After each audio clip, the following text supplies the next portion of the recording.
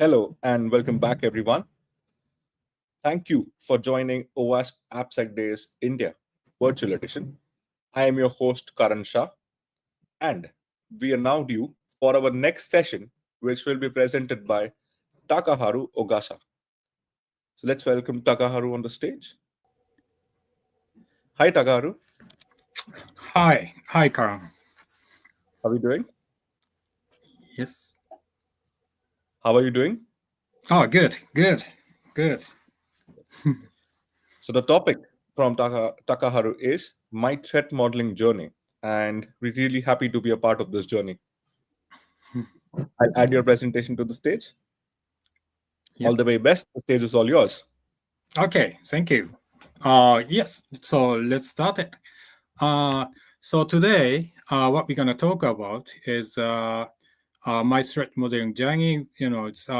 I've been working on threat modeling community for a while, for these 18 months, and yeah, from the scratch. So I'm gonna explain, what's been doing and building a nationwide community, and on the course of doing workshops and being involved in threat modeling, I found it's quite good tips. So I think it's a good idea to share with you guys. So I'm gonna go through some tips with me, and yeah, future happening. So, and yeah, things I'm not going to discuss today is a certain modeling basics. So I'm just talking about yeah, more like a community building stuff. So yeah, if you yeah, so I'm Takaharu Ogasa. I'm running OWASP Sendai chapter in Japan, and since 2015, and that's I've been around for with OWASP for a while. And this year we started the Threat Modeling Connect Tokyo chapter, and which is a threat modeling specific community, and it's the first community in Japan, and also regarding Threat Modeling Connect, it's the first one in the Asia as well. And normally I'm application security consultant and doing some pen tests and talk with developers and try to improve their applications for security perspectives. So today's topic is my threat modeling journey. So yeah, when I started getting involved in threat modeling was like everybody is, just start reading books, reading documents, and maybe follow some SNS and about threat modeling. What's this like? What's framework like Stride, Dread, DFD and stuff, and it's really hard to grasp the concept. I thought as yeah as I go through some documents, I think I know what threat modeling is, but I don't really know. I mean, it's not really skills; it's just knowledge at this point. So I try to make it better for my side. So I attended Adam Shostak's course in Dublin last year, and it was 2 days course, but it was really life changing moment for me. And yeah, the class goes with all the different people, and suddenly you team up with someone you never met before, and then discuss with one system and go through with Adam. And yeah, this time I thought I can. Yeah, it's a really eye-opening moment. And yeah, at the end of the course, Adam asked us, each person, that, what you're going to do with threat modeling after this course. So I answered that I'm going to do a workshop like, Adam's, maybe short one, and in Japan. So now I just say that, so I have to do it. So after I go I went back to Japan, I just try a little small trial at the OWASP chapter, my OWASP chapter, because I'm luckily running my own OWASP chapter in Sendai. So I asked some guys and if they want to join and try threat modeling, and just five people uh, came in, and we did a small 3 hour threat modeling session together, and that went quite well, and I learned quite a lot. And I've been with these people for a while, maybe 5 6 years in OWASP community, but we never talked about that deep much. So we discussed about system, but they digging into really well and sharing the idea, and I thought it's very interesting. So next step, I moved to a different chapter. I know some chapter leaders are some good friends. So asked one of the chapter leaders if they want to have a workshop like we did in Sendai, and then yeah, we got around 40 people, and we split into 6 groups and did one.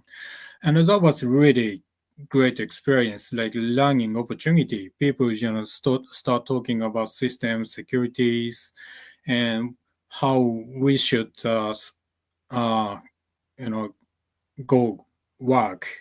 Work on a threat modeling session, and people just gave me lots of feedbacks, and it's great fun. And after that, I wanted to, but in this OWASP chapter, in Japan, maybe more than 90% of participants are security specialists. So I wanted to extend to more developers or IT related communities. So I asked other communities throughout Japan, and Japanese IT communities are quite so many people, but still, leaderships are quite a small community. So I asked a few people around Japan, and went to all over Japan, like Hokkaido from north to south, and 7 or 8 different towns, and each town has different people there, and some cities are like car industry town, like Mazda or Nissan, whatever. Or some towns are with people with web developers, or some towns are more like IT section people. So yeah, all the industries and the people around are different. So I discuss with people and show how threat modeling is. And after maybe 10 or 11, like dozen workshops done, people go back to their organization and bring threat modeling to their culture and with their people, and they experiment in their own way. And so they've got different objectives or different people, and when we discussing with that, someone suddenly says, I want to uh, I want to listen, or I want to hear what they are doing. So I said, oh, just let's start a community, and then where we can share the real world examples. So which went well. We've done. We first meet up was June this year, and almost every month we've been having meetups. Not just in Tokyo. We've been to Kobe, which is western side of Japan, and people really enjoyed it. And what we do here is, because it's I love traditional threat modeling, so I love discussions, people are involved, human centric stuff. So what we do is we just set up 3 short talks, and just 20 minutes talks times 3, so which is about 1 hour. But we set up the meetup for 2 hours, and then after each session, we just encourage people to talk about the topics and not just ask questions, putting some comments from their knowledge and then share with everybody.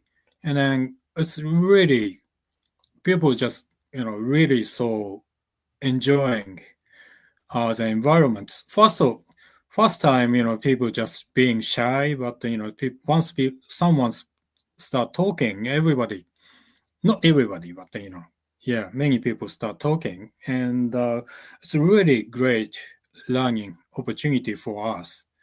So yeah, so June 2024, we started the community, and the next month we're gonna have big meetup. We're gonna set up a main venue in Tokyo, and we have different communities all around Japan, like from Hokkaido, Fukuoka, Osaka, wherever it is, throughout Japan, 9 different venues, and we connect each other online, and they can listen to our conference. And we intentionally didn't go to online. I want people to discuss more in person. So, but people are, just all around Japan, other people want to participate. So I asked other communities and set up their own meetup in their town. And then, yeah, so it touches, different people around Japan. So makes more diverse experiences.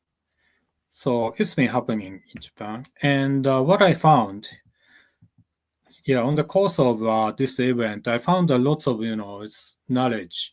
People think, during the workshop, people think I'm teaching, but actually I'm learning from them. So it's great experience. So I want to share with you guys a little bit. So yeah. So first of all, everybody does different.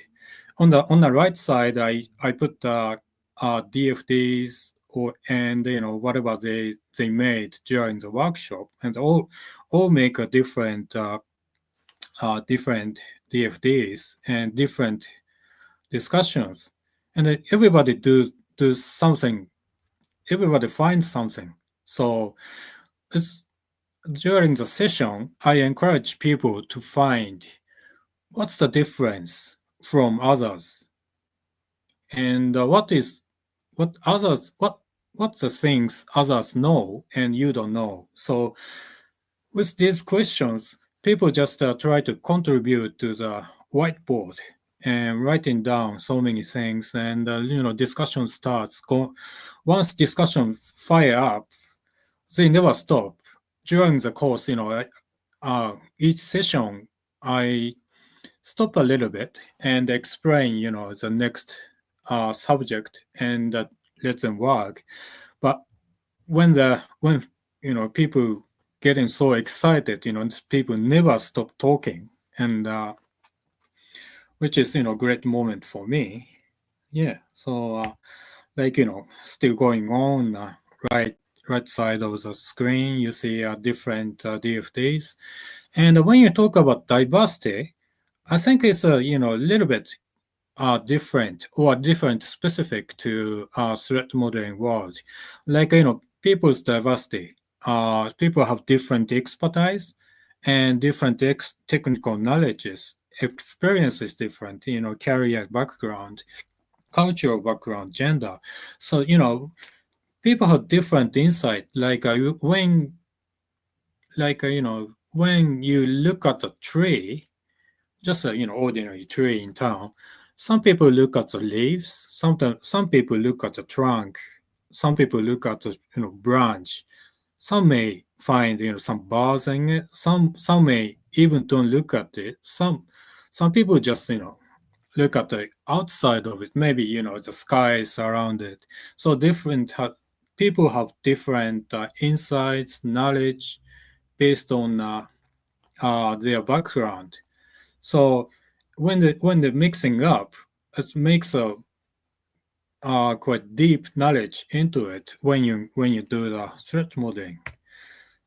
And yeah, and also for the technical side, operating systems, some people are good at something. Applications are different, languages are different, devices, network. Some people are good at network knowledge, and some people are good at cloud on premises. All the stuff. People has different background and knowledges, and coming together and putting together on this whiteboard. And yeah, when you look at these DFDs, it's output is just this, but the conversation backside of it is huge. So many conversations been going on, and I believe that when people are talking, every discussion people have in the back mind, they keep some knowledge inside, and someday uh, it's connect together and make a really deep knowledge. So yeah, it's uh yeah, it's very important to have this kind of session to widening the knowledge. And also as yeah, because the nature of the workshop, we have a few multiple groups and working same system together. And as I'm looking, you see also different DFDs, and then uh, yeah, if somebody in different groups are working independently and explore different perspectives, and then if you can share with them afterwards, you can broaden more knowledge or insight each other. So it's I think if you do some threat modeling in your organization, maybe split in a few different groups and let them work same system but different groups at the same times, and at the end of the session, just might be interesting to find some new threats or mitigations, the way how to mitigate it. So it might be a good idea to do it. And also, we are encouraging creative thinking and not specific to uh, certain frameworks. We and also when we started, how explaining how to do threat modeling, I intentionally make it very simple and on purposely, explain with different systems we are working on. So people don't have any uh, predefined ideas. So people be more creative because people just throw out to the whiteboard and just do it. So they have to be creative. But to start conversation, we need some structured framework. So structured framework is good place to start conversation, I think. So once you conversation going on, I encourage them to just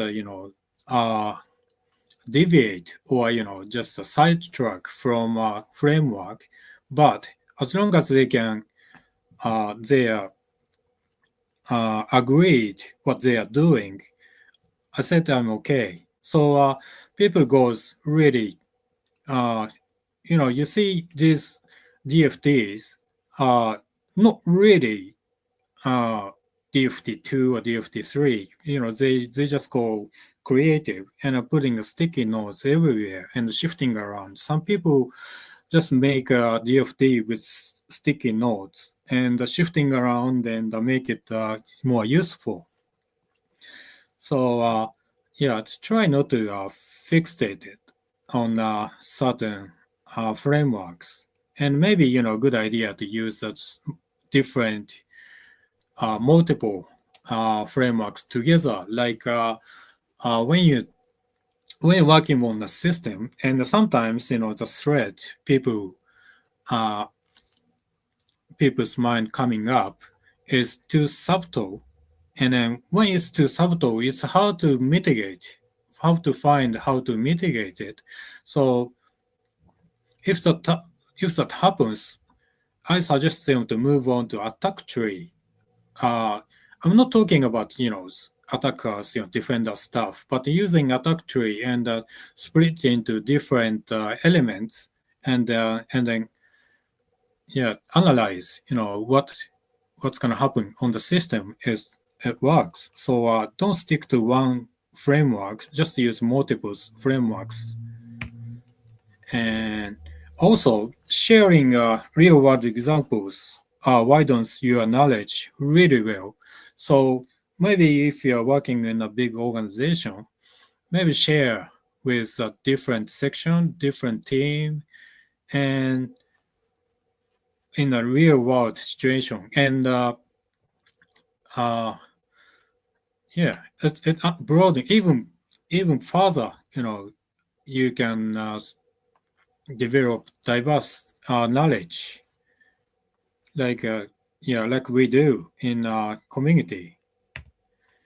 And this is another thing people is getting caught, is that people just think about attackers, cyber attacks. But what we are discussing here is what can go wrong. It doesn't say this is cyber attack. Or what about the business risk? What about the organization challenges? Or what about the perspective from company executives, QAs, marketing, IT team, or maybe outsourced developers, etc. So you've got to know, each person has different what can go wrong, and you don't have to use a DFD to talk about what can go wrong with company executives or QA marketing people. We just interview them, and what's the worry, and what's the your what can go wrong stuff, and then maybe split using a tactile like based approach, and finding what's happening in the systems, so you can mitigate on the system, or maybe improve, or you can show the solution in the systems. So yes, so quite many times people tend to think about just cyber attacks or vulnerability, but what we are doing with your product or application is not just cyber attacks. This could be just simple configuration mistakes, something like that. So yeah. So what's gonna happen next with us is we are shifting to global community now, and from December 7th, yes, Threat Modeling Connect Tokyo chapter from December 7th, and what we are aiming is sharing threat modeling experience or knowledge we've been discussing since June is to more globally, and then building international speakers in Japan and inviting speakers from overseas. And I try to make it broaden, wider, diverse community. So so if you someone in a computer on a want to send a talk in Japan, just let me know. Or if you want to bring our speaker to your community, let me know. So I want more wider and diverse ideas and knowledge, experience, yeah, together. So yeah, so that's about it. So thank you very much for yeah, your time.